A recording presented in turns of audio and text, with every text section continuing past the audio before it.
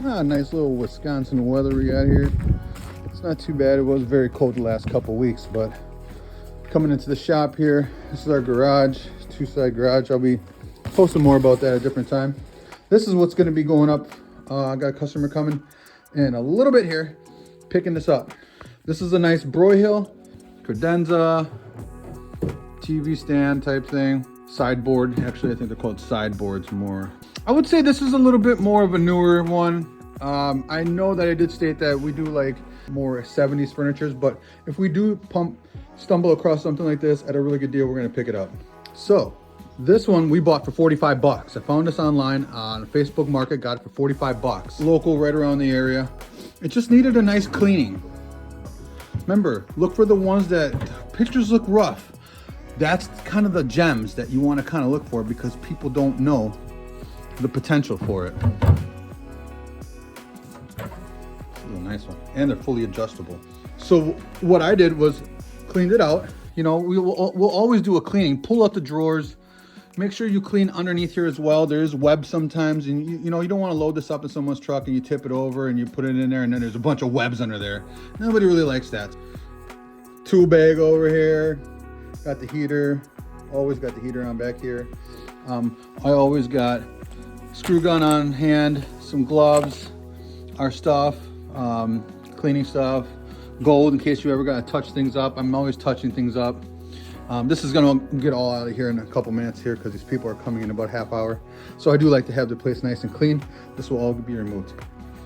So when I have a showing and someone's coming, I always re-clean it. I don't care. I always get a rag, make sure that everything is nice, set up very nicely, get some lighting in there, and have it look pretty decent. And just retouch it up. Make sure, I'll pull this out, even touch these insides, touch these up because you want it to look sharp, right? Everything's gotta be sharp. Touch these up. Do not let these be dry kind of to the look. See, look at this now, see? A little dry, right? Nice and fresh. Looks like a brand new unit right before they're coming. See what I'm saying? That's what's key. People are looking at it. All right, it looks nice and fresh. And here, touch up these shelves one more time. Make sure that you are vacuuming these all out. Do not I'm gonna say this nicely, half-ass the stuff. Make sure that the drawers are vacuumed out. Have a vacuum on hand. Vacuum this out. If you have to, pull out the drawers because they will be dirty and you don't want them to be dirty, especially underneath here as well. You want all the webs under there to be vacuumed out. You don't want to load this into someone's vehicle and tip it over to slide it in. Let's say they have to do it. And then you expose all these webs under there and like little spider eggs and stuff. Nobody likes that.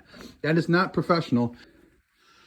One more thing, make sure these are all tight. Your knobs, double check the knobs. Do not have any loose knobs on there. Make sure everything is tight. That is very key to a good sale, that you have everything correct. And I understand that a lot of people don't have like an extra room in the back. What if you have a garage or something? This is where you can kind of transform that garage into something that you can do things. Like this is our garage right here. Usually this is actually not as much clutter in here, but we were trying to rearrange some stuff. So it's a little bit of clutter in here. But see how we've transformed this into sort of like a layout into the garage where got a dresser set here. You know, over there is the tools and stuff. There's no vehicles that come in here. Over here, we'll have another hutch over here, some hutches over here, another hutch over here, and over here in the back. This is usually not here, but we're going to be moving this today because we're going to be working on this today. The set. And this is usually open in here to get in here. The lights are on. It's not dark. Back to this.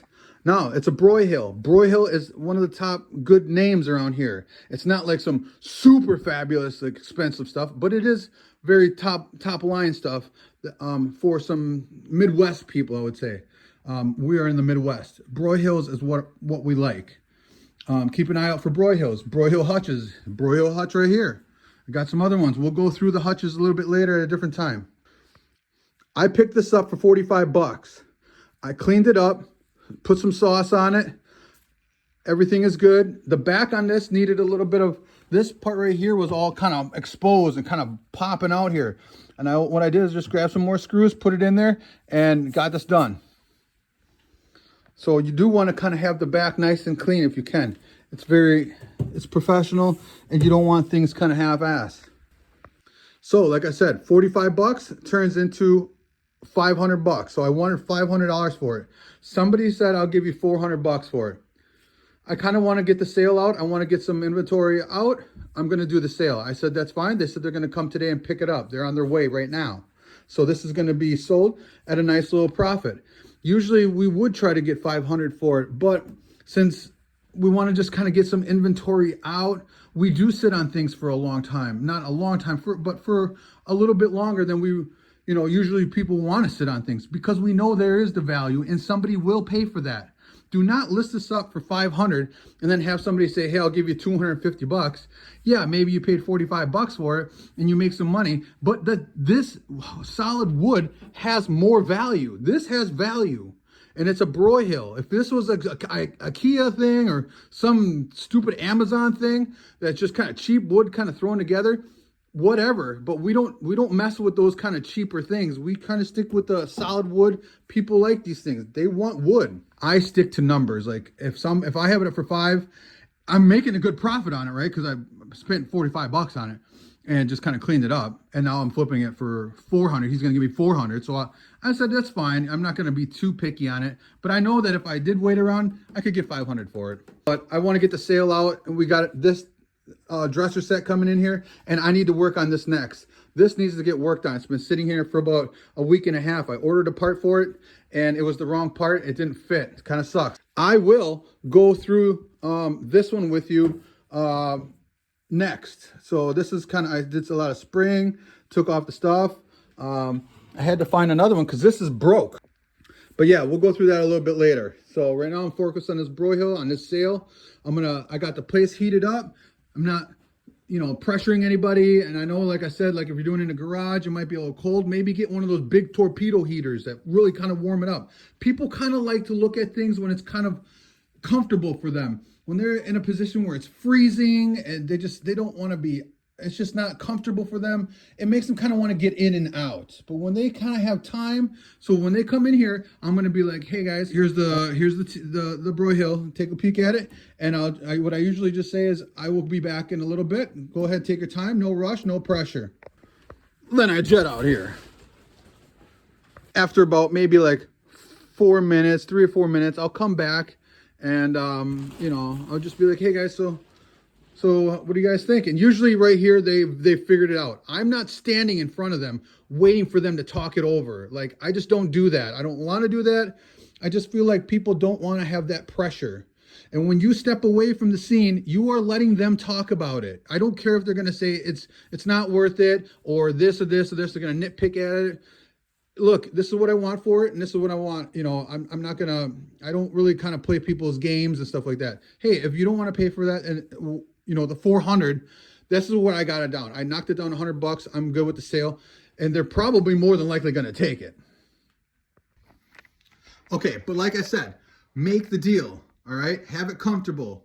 Have them just relax a little bit. All right, and you like what I usually say is, hey, I just got to check on the kids real quick, and I'll be back in just a few minutes. I'll let you guys just take a look at it real quick, or I'll say like, hey, I'll be out here. I got to work on a couple things here real quick, but I'll come back in a few minutes. No pressure. I'm just going to let you guys talk it over, okay? And that's what I'll say. Next thing, make sure the payment is, if it's in Venmo, friends and family, because you do not want to get charged the fee if you do not do it if you do it the other way. So make sure that they are paying friends and family. If they say, how would you like the payment, Venmo or cash?